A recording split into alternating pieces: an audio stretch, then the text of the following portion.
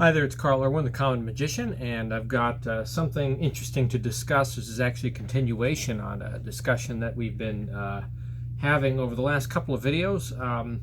I did one of my Forces Unknown videos from forces from Anneman's 202 Methods of Forcing, and one of them was a dice force, which is really not a force, but is actually an investment in probability. That's what the actual force is. You're investing in the probability of certain outcomes with a limited number of dice, in this case 3 dice.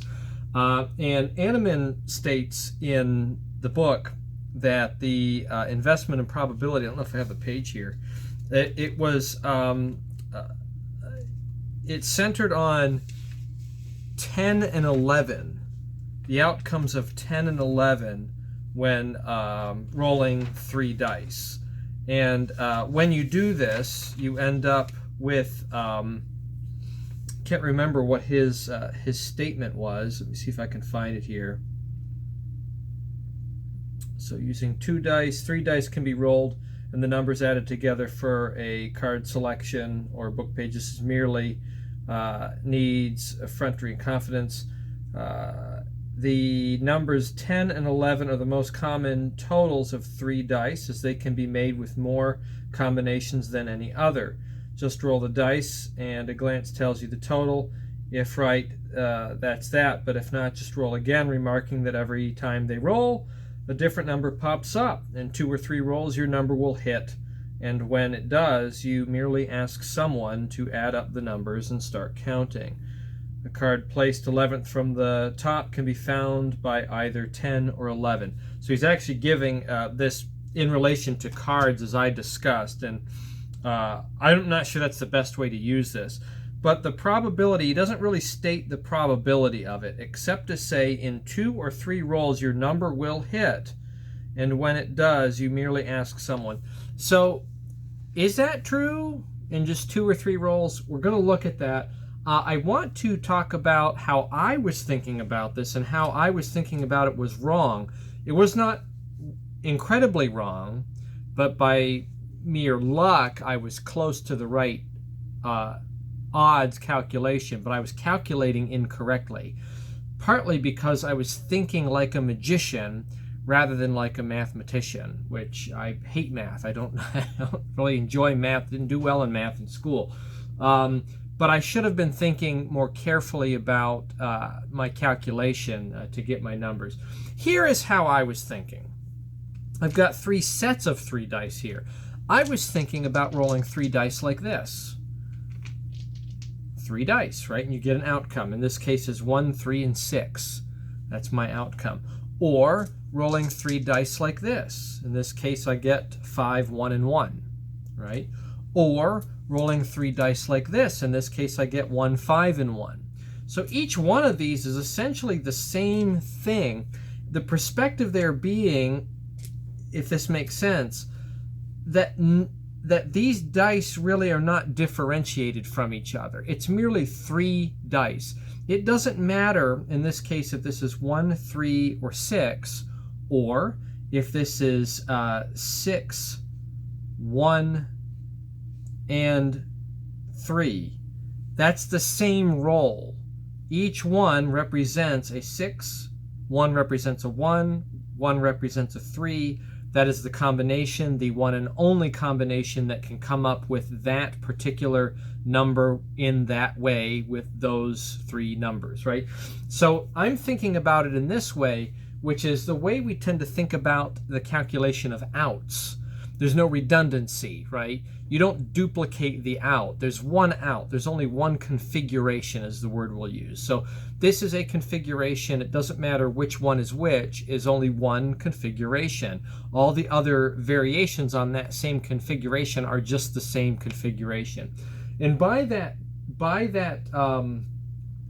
logic, you end up with 56 possible configurations with 3 dice. Only 56, not that many.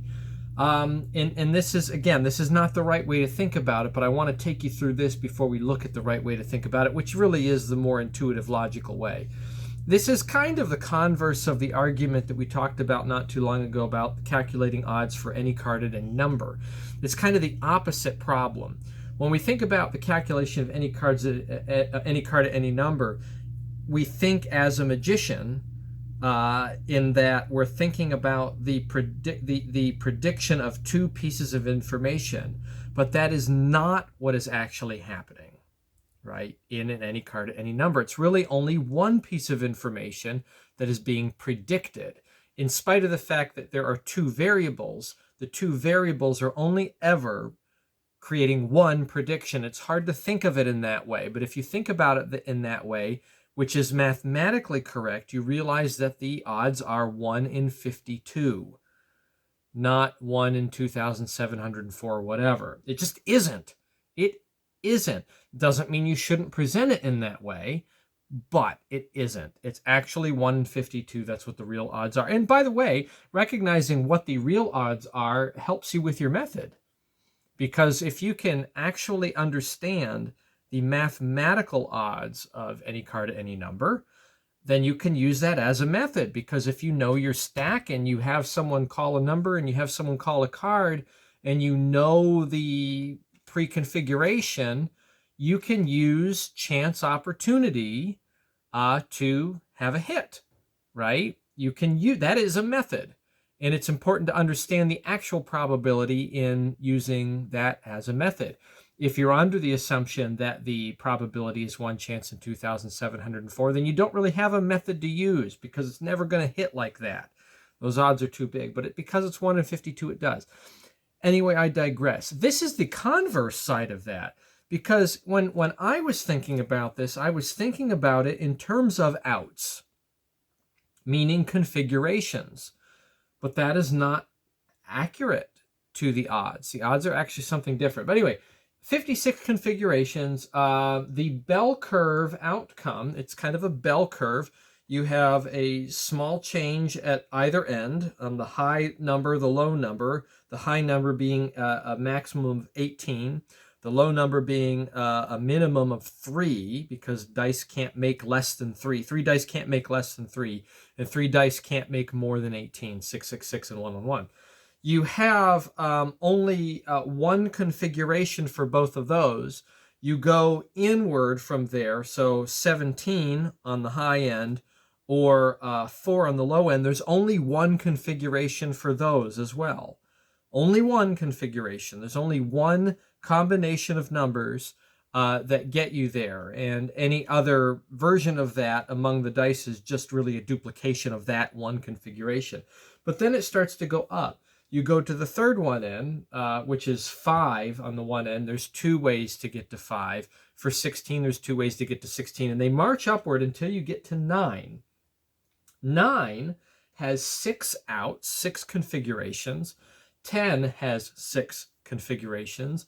11 has 6 configurations. And 12 also has 6 configurations. And you go off of 12 to 13, and then it marches the other way. You have 5, then 4, then 3, then 2, then 1, and 1. Very clean bell curve with a very gradual plateau at the top where you have 4 that are really the same. 9, 10, 11, and 12. This is how I'm thinking as a magician. Eliminate all of the redundancy, reduce everything down to the possible outs. That's the way I'm thinking, but that is wrong. Because when you roll 3 dice, you're not really rolling 3 dice like that. You're not really rolling 3 dice like that. And you're not rolling 3 dice like that. You're actually rolling 3 dice like that, right? I roll these dice, and I get this. I get 6, 3, and 2. I could use the same configuration by this logic. 6, 3, and 2. I'll just move everything over. So this is going to be 6. This is going to be 3. And this is going to be 2. And you have to recognize that now that I've identified each die as being its own specific entity, this is actually, even though it is the identical configuration in terms of numerical values, this accounts for a separate roll. Because the first roll, meant that the blue die was one thing, the white die was one thing, the orange die was something else. This one accounts for that same configuration, but each die is a different value from the previous. Those are two separate possible rolls. One is one roll, one is the other, and both matter in the calculation. So one of you put a link up in your response to me, and you took it down. You should have left it up because it was correct. But you sent me to a website where this gets explained, and I checked it out. Thoughtco.com, probabilities for rolling 3 dice. This was a little article written a couple of years back. They actually go through my mathematical calculation for configurations also. They talk about that, but that does not actually give you the calculation for actual probabilities. That's just the configurations for forming sums. That's it, okay? But it doesn't give you the odds of rolling. The true odds of rolling is the more intuitive way that you could calculate this, and some of you have mentioned this. It really is 6 to the power of 3, right? So there's 6 possibilities for each die, and you have 3 dice. So therefore it is 6 to the power of 3, which gives you a total number of rolls being 216 possible rolls. Some of them are many of them are duplicates in configuration, but each one individually counts for a separate roll because each die is different. This die is not that die. This die is not that die. They are 3 separate dice. This one could roll a 1. This one could roll a 1, right? You can also think of it in this way too, when you have these separated, one die here, one here. This is a blue one, this is a white one, this is an orange one. Let's say that I roll a 1, and a 2. This is the configuration for 4, and there's only one configuration for 4. It's 1, 1, 2. Either way you look at it. I decrease the possibilities in roll outcomes because I have 2 dice that have the same number. The blue one and the white one both have 1. I can't switch them. They already are both 1. It's not that this could, I'll switch this one to 1 and this one. You can't do that. They're already 1, which removes one possibility of the roll, one possibility out of the total number of rolls, right? So once you have duplication, you have a decrease in the number of possible true configurations of the dice. So that is part of the bell curve when figuring the actual probability. So how far off is the probability from the way I was looking at it?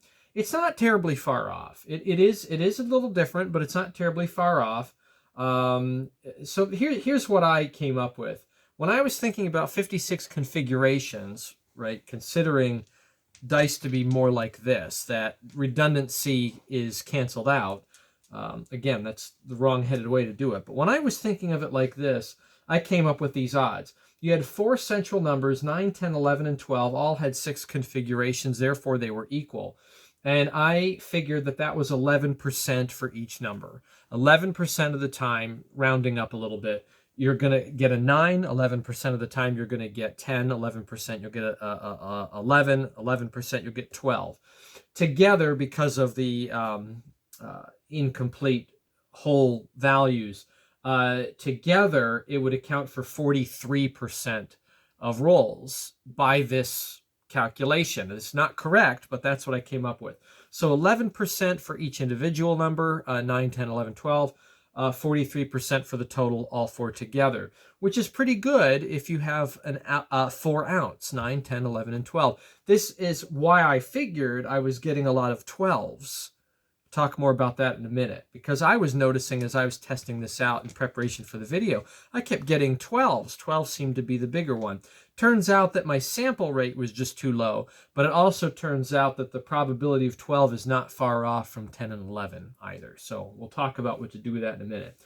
This also means by my configuration setup, the possibilities of sums, that any adjacent 2, if you're thinking about outs as 1 shy and 1 exact, so that's 9 and 10, or 10 and 11, or 11 and 12, you're looking at about 21% with any two adjacent ones. So that's like just over 1 in 5. 1 in 5 chances isn't too bad that you would hit a number or one shy from it within 9, 10, 10, 11, 11, 12. And then any adjacent 3, if I was going to limit my outs to just 3, not 2 and not 4, but 3, it was approximately 32% of the rolls would. So you're looking at just under 1/3 of the rolls coming out in a combination of 3 consecutive numbers, 9, 10, 11, 10, 11, 12. So those were the odds I figured, but they are wrong. They are wrong because of what I described to you. Here's what they really are. So if we consider that rolling 3 dice really is this. Each die has an identity, and the configuration can be duplicated, but it is a completely different roll, adding to the probability of hitting that configuration, right? If you follow along with me in the math here, what you end up with is 216 outcomes. Not 56, but 216. Okay. Now, this is what we get for possibilities. For 3, there is only one possible way to roll a 3. There's only one. You can't really reconfigure this because all of the dice have the same value. I can't switch them. They already have the same. But when you get to 4, there's 3 different ways to roll a 4, even though there's only one configuration. The configuration being 1, 1, 2. See, I can shift this, right, to 4 different combinations of 1, 1, 2, which increases my probability for that particular one, because there's actually 4 different rolls out of the total of 200, whatever, 16 would end up at 4, whereas only one roll out of 216 could give me 3. Do you see how this works, right? Then it goes up from there. There's a jump. There's a jump each time. There are 10 possible outcomes for 6. 6 for 5, 10 for 6, 15 for 7, 21 for 8. And now we get into our range that we are questioning here. There are 25 possible outcomes to get 9. 25 separate rolls out of 216 will give us the answer of 9, right? Now, how far off is 9 from 10? Not very. 10 is 27 rolls. There's only 2 more rolls in the bank for 10, and 11 is the same also at 27. And then the curve starts to go down at that point. That bell curve starts to turn the other way. There are 25 rolls, like there was for 9. There's 25 potential rolls to get 12. Okay? Then down from there, 15 for 14, 10 rolls for 15, 6 rolls for 16, 3 rolls for 17, and only 1 for 18, because 6, 6, and 6 you can't trade 6 for 6. They all are 6. There's only one way to get that. That's it. Okay. So what are the odds? What's the actual probability now, given the correct math? Okay, the specific probabilities. What we're looking at, just for the numbers in question, and just to give you a clarification here, 8, rolling an 8 has a probability of 9.7%. On the other side of it, rolling a 13 has the same, 9.7%. Now, moving in towards the center, the probability of rolling a 9 is 11.6. Same for 12, 11.6. Now, it's not as if rolling 10 and 11, though, is much better. Rolling a 10 is 12.5, and rolling an 11 is also 12.5. So this is why Annemann says that 10 and 11 is the most common. And he's also thinking about the potential for outs, meaning that there's one that's on and there's one short. If you're just rolling dice, you're not doing any other manipulation, you don't have multiple outs, 10 and 11 are the numbers. But here's my issue with that, that I was finding in my experimentation. The other 2 surrounding numbers, 9 and 12, they're not insignificant. They're almost equal to 10 and 11. They're just a little under. By 4 fewer rolls do you end up at 9 and 12. which means that you have 9 and 12 working against 10 and 11 almost equally. What does that mean, right? What does that mean in terms of development of a method? Well, I think what it means is that you really should plan for 4 outs. I think that really to make this work really well, you should probably develop a trick, develop a method that maybe has another tier for multiple outs or manipulation that allows you to use 4 numbers between 3 to 18. Meaning using numbers 9, 10, 11, and 12, and accounting for all 4 of those. Because what you get with that is not 43% as I thought, but it's a number that's a little bit better. It's actually 48%. 48.2, I think, is what it was. It's a little bit better than 48. It's nearly 50% will arrive at 9, 10, 11, or 12. Whereas if you just take 11, 10, and 11, the 2 highest ones in the middle, which again aren't much higher than the 2 next to them, you really only get 25%. That's 1 chance in 4. It's 1 chance in 4 that you hit a 10 or an 11. That's not like what Annemann says, that in 2 or 3 turns you're going to hit it, right? Because of the small sample size we're talking about here, you could probably go on for quite a few rolls and not get a 10 or 11. However, if you include 9 and 12 with that, now you're looking at something that's almost 50%. It's 48%. It's significantly better. It's almost doubled from where you were at.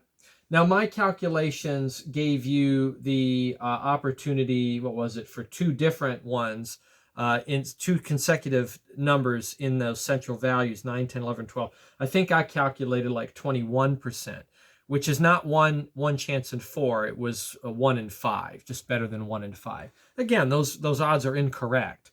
But you can see that the 2 ways of calculation aren't really far off. The one way I was looking at it in terms of summation and the reduction to only bare configurations was a false reduction, but it was a reduction that held true to form, if that makes sense. It's still a pretty clean bell curve. It's just that the center of the curve got pushed down a little more than it deserved to be.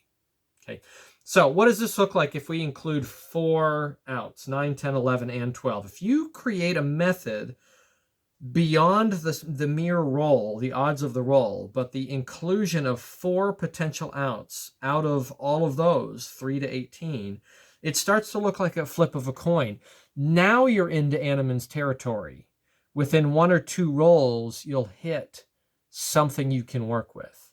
Now it's powerful. Now it's strong. Now it is the flip of a coin, right? If I flip a coin to demonstrate this, we'll see what happens. Heads and tails, right? Real coin, just a $50. I flip it, I get heads. I flip it again. Probability says this will come out to 50% in the long run. Heads, that's 2 to nothing. Heads, 3 to nothing. Heads, 4 to nothing. Tails, 4 to 1. Okay? And you don't really see the probability playing out 5 to 1 heads unless you do a bunch. 5 to 2. That was tails. 6 to 2. That one I interrupted. 7 to 2.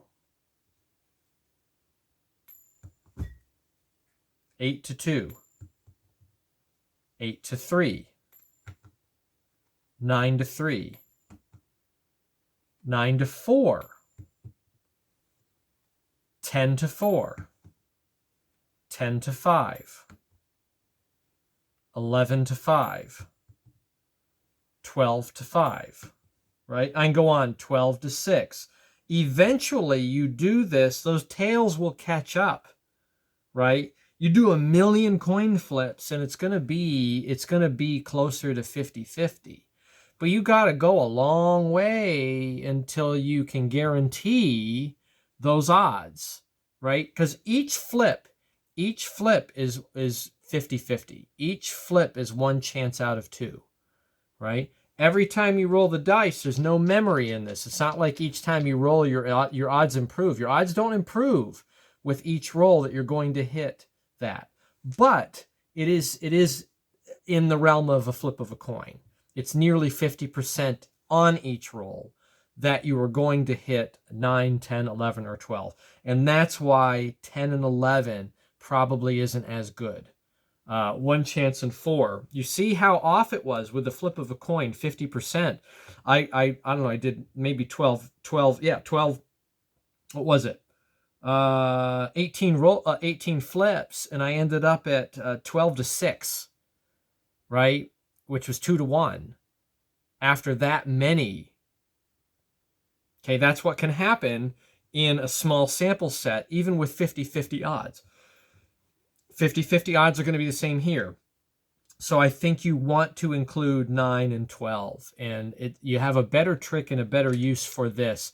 If you add another layer of outs, you include 9. By the way, I think this deserves more attention too. I may experiment with coming up with a number of different presentations for this, because if I have time, I'll have to consider some options. But you could do multiple effects with the dice, because there's 4 good outs within the realm of 50% hits in hits, such that if you got like a 9 or a 10 and a 12, you could do 2 or maybe 3 effects with different number outcomes, and you still don't raise red flags, right? So think about this. If I did 3 revelations, one was on a 9, one was on a 12, and one hit a 10, that wouldn't necessarily ring any alarm bells in your mind that I'm favoring the probability of 3 dice.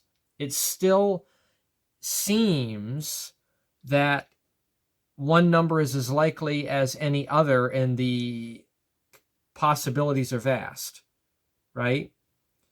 Now, if I had 4 outs and it was 9, 10, 11, and 12, or if I had, if I used 3 outs, 3 revelations, and they were all 11, that would be a problem. But there is some potential in there where if you formulated correctly the possibility for some rolls, and you cherry picked which rolls you used, you had a presentational way to do that, which we talked about on the actual video for this, the presentational ways to cherry pick rolls.